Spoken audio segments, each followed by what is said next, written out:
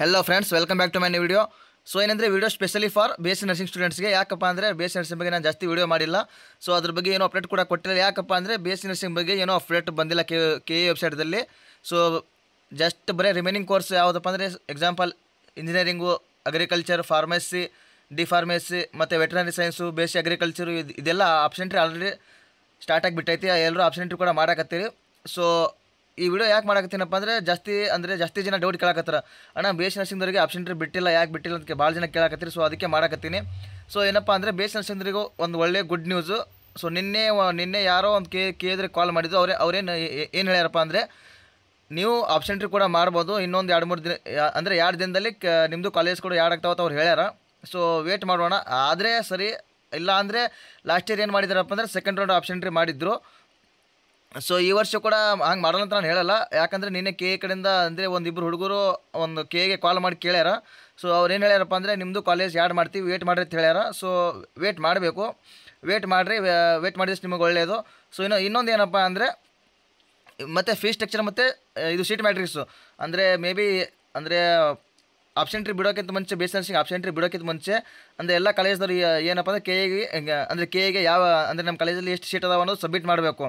So ಅದನ್ನು submit ಆಗಿಲ್ಲ ಅನಿಸುತ್ತೆ ಮೇ ಬಿ ನನ್ನ ಪ್ರಕಾರ. ಸೊ ಅದಕ್ಕೆ ಅವರೆಲ್ಲ ಸಬ್ಮಿಟ್ ಮಾಡಿದ ಮೇಲೆ ಅವರು ಒಂದು ಫೀಸ್ ಸ್ಟ್ರಕ್ಚರ್ ಮತ್ತು ಸೀಟ್ ಮ್ಯಾಟ್ರಿಕ್ಸ್ ಬಿಡ್ತಾರೆ. ಬಿಟ್ಟ ಮೇಲೆ ಏನಪ್ಪ ಅಂದರೆ ನಿಮಗೆ ಆಪ್ಷನ್ಟ್ರಿ ಲಿಂಕ್ ಕೂಡ ನಿಮಗೆ ಅಂದರೆ ಸೇಮ್ ಆಪ್ಷನ್ಟ್ರಿ ಲಿಂಕಲ್ಲೇ ನೀವು BSc ನರ್ಸಿಂಗು, ನಾನು ಆಲ್ರೆಡಿ ವಿಡಿಯೋ ಮಾಡಿದ್ದೀನಿ ಆಪ್ಷನ್ಟ್ರಿ ಬಗ್ಗೆ. ಸೊ ಅದರಲ್ಲಿ ಹೋಗಿ ನೀವು BSc ನರ್ಸಿಂಗ್ ಕೋರ್ಸ್ ಮೇಲೆ ಕ್ಲಿಕ್ ಮಾಡಿಕೊಂಡು ಆಪ್ಷನ್ಟ್ರಿ ಮಾಡ್ಬೋದು. ಸೊ ಇನ್ನೊಂದು 2 ದಿನ ವೇಟ್ ಮಾಡಿರಿ, ಕಾಲೇಜಸ್ ಶೋ ಆಗ್ಬೋದು.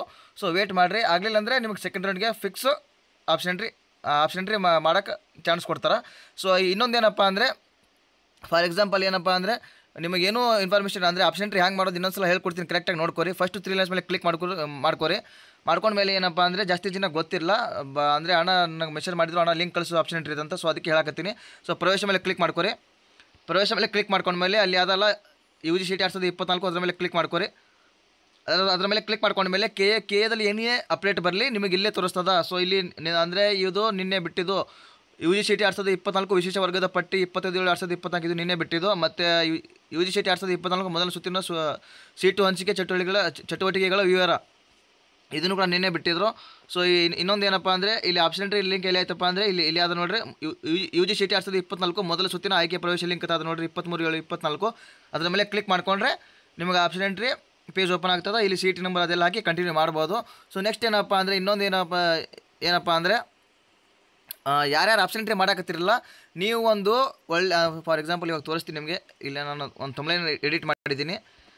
ಇದರಲ್ಲಿ ಏನಪ್ಪ ಅಂದರೆ, ಇದರಲ್ಲಿ ಏನೇನು ಹಾಕಿದ್ದು ನೋಡಿರಿ, ಆಪ್ಷನ್ಟ್ರಿ ಮಾಡೋಕ್ಕೆ 3 ದಿನ ಟೈಮ್. ಅಂದರೆ ಇವಾಗ ರಿಮೈನಿಂಗ್ ಎಷ್ಟು ದಿನ ಉಳಿತಪ್ಪ ಅಂದರೆ, ಇವತ್ತು ಡೇಟು 26 ಅಪ್ಪ ಅಂದರೆ 27, 28, 29, 30 ಇನ್ನೂ ಕರೆಕ್ಟಾಗಿ ಇನ್ನೂ 3 ಅಥವಾ 4 ದಿನ ಉಳಿತು. ಸೊ ಇನ್ನೂ ಯಾರು ಆಪ್ಷನ್ಟ್ರಿ BSc ನರ್ಸಿಂಗ್ ಕೋರ್ಸ್ ಬಿಟ್ಟು ಯಾರು ಆಪ್ಷನ್ಟ್ರಿ ಮಾಡಕತ್ತೀರಿ ಅವರು ಫೋನಲ್ಲಿ ಬರಾಕತ್ತದಂದ್ರೆ ಕರೆಕ್ಟಾಗಿ ಮಾಡ್ಕೋರಿ ಫೋನಲ್ಲೇ. ಸೊ ಇನ್ನೂ ಪ್ರಾಬ್ಲಮ್ ಮಾಡ್ಕೋಬೇಡ್ರಿ. ಅಕಸ್ಮಾತ್ ನಿಮಗೆ ಫೋನಲ್ಲಿ ಪ್ರಾಬ್ಲಮ್ ಆಗಕತ್ತದಪ್ಪ ಅಂದರೆ ಸೈಬರ್ಗೆ ಹೋಗಿ ಮಾಡಿಸ್ರಿ.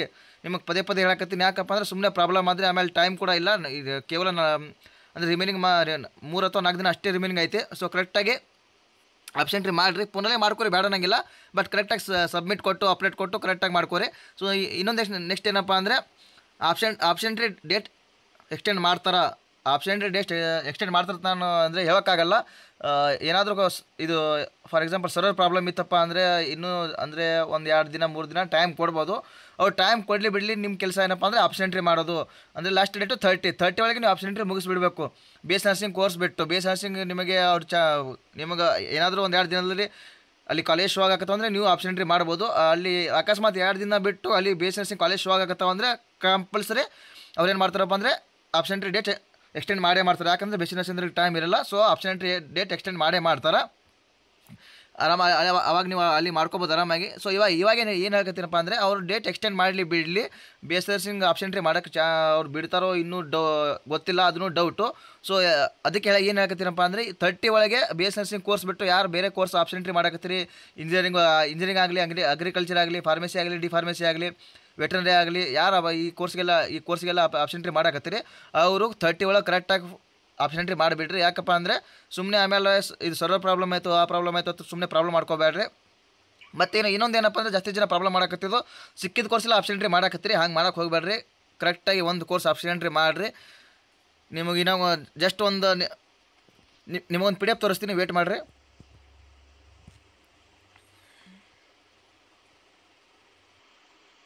ಈ ಹುಡುಗಿ ರಜಿತಾ ಎಮ್ ಅಂತ.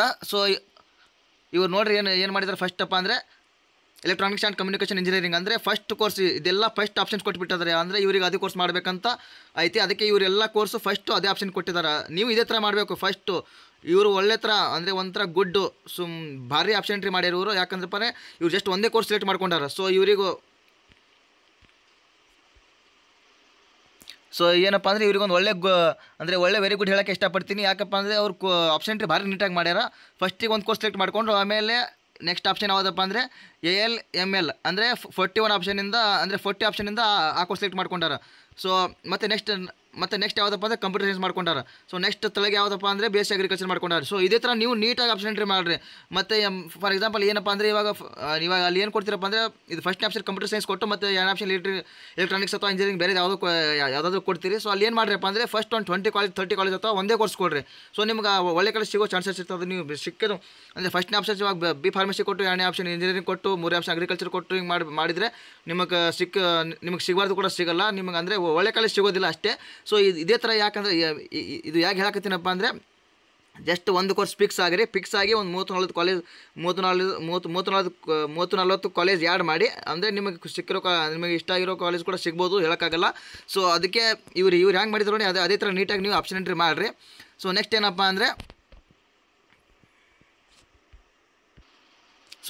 ಅಂದರೆ ಗುಡ್ ನ್ಯೂಸ್ ಬೇಸಿಕ್ ನರ್ಸಿಂಗಲ್ಲಿ ಹಾಕಿದ್ದೀನಿ.